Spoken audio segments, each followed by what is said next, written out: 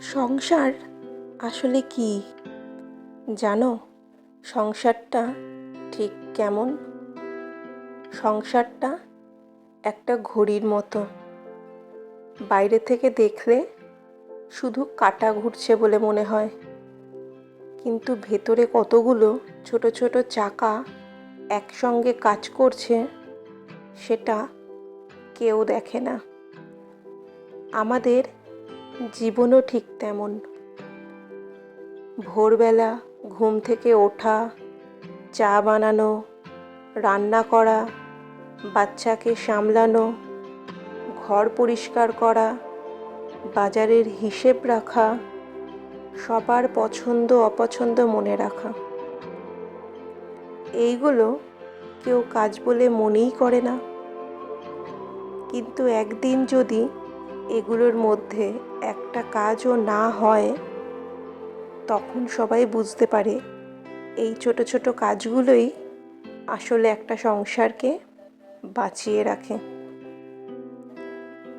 অনেক সময় মনে হয় আমার জন্য কেউ কিছুই দেখে না, কিন্তু সত্যি বলতে কি জানো, যে মানুষটা প্রতিদিন নীরবে সংসারের জন্য কাজ করে তার অবদান সবচেয়ে বেশি। কারণ সে প্রশংসার জন্য নয়, ভালোবাসার জন্য কাজ করে। আমার ঠাকুমা একটা কথা বলতেন, সংসারে সবচেয়ে জোরে যে মানুষটা কথা বলে সে সবসময় বড় মানুষ নয়, যে চুপচাপ নীরবে দায়িত্ব পালন করে সেই বড়। ছোটবেলায় এই কথাটা বুঝতাম না, এখন বুঝি। একটা থালা ধুয়ে রাখার মধ্যেও ভালোবাসা আছে, আবার কারোর জন্য গরম ভাত তুলে দেওয়ার মধ্যেও ভালোবাসা আছে। রাতে সবাই ঘুমিয়ে যাওয়ার পর দরজা জানলাটা ঠিক করে বন্ধ করা আছে নাকি সেটা দেখে নেওয়ার মধ্যেও ভালোবাসা আছে। এইসবের জন্য কেউ হাততালি দেয় না, কিন্তু সংসার এগুলো দিয়েই টিকে থাকে। আজকাল আমরা সবাই সুখ খুঁজি। বড় বাড়ি হলে সুখ হবে, অনেক টাকা হলে সুখ হবে, দামি ফোন হলে সুখ হবে। কিন্তু একটা কথা খেয়াল করে দেখেছো? অনেক বড় বাড়িতেও কিন্তু মানুষ একাই থাকে, আবার ছোট একটা বাড়িতে সবাই মিলে একসঙ্গে হেসে খেলে খায়। তাহলে সুখটা কোথায়?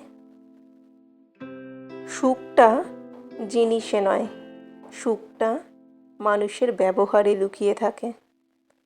সংসারে কখনো সব দিন ভালো যাবে না, কখনো টাকার টান থাকবে, কখনো ভুল বোঝাবুঝি হবে, কখনো মন খারাপ হবে। কিন্তু একটা কথা মনে রেখো, ঝড় যত বড়ই হোক, যদি বাড়ির মানুষগুলো একসঙ্গে থাকে তাহলে সব ঝড়ই কেটে যায়।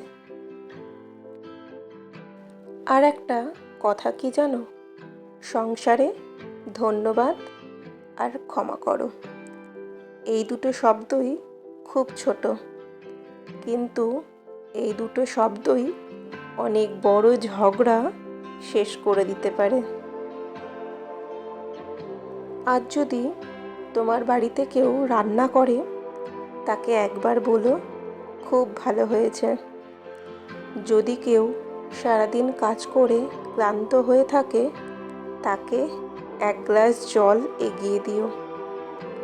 এতে টাকা লাগে না, কিন্তু সম্পর্কটা খুব সুন্দর হয়ে যায়। জীবনে আমরা অনেক কিছুই জমাই, টাকা জমাই, গয়না জমাই, জমি জমাই, কিন্তু একটা সময়ের পর এসবের কিছুই আমাদের সঙ্গে যায় না। যেটা থেকে যায় সেটা হলো তোমার ব্যবহার, তোমার ভালোবাসা আর তোমার দেওয়া সম্মান। তাই সংসারে জিততে গেলে সবসময় তর্কে জিততে হবে না, কখনো কখনো সম্পর্ককেও জিততে দিতে হয়। একটুখানি তীক্ষ্ণ সত্যি কথা বলি, সংসারে সবচেয়ে বেশি লড়াই কিন্তু বড় জিনিস নিয়ে নয়, লড়াই হয় অনেকগুলো না বলা কথা নিয়ে। কারো প্রত্যাশা থাকে সে বুঝে নিক, আর একজন ভাবে আমাকে তো বলা হলো না, আমি কিভাবে জানবো। এই না বলা, না বোঝা চুপচাপ জমতে জমতে একদিন দেওয়ালে ফাটল ধরায়। আসল শক্তি কোথায় জানো? রাগ হলে একটু থেমে যাওয়া, একটু গভীর নিঃশ্বাস নিয়ে সেখান থেকে সরে যাওয়া।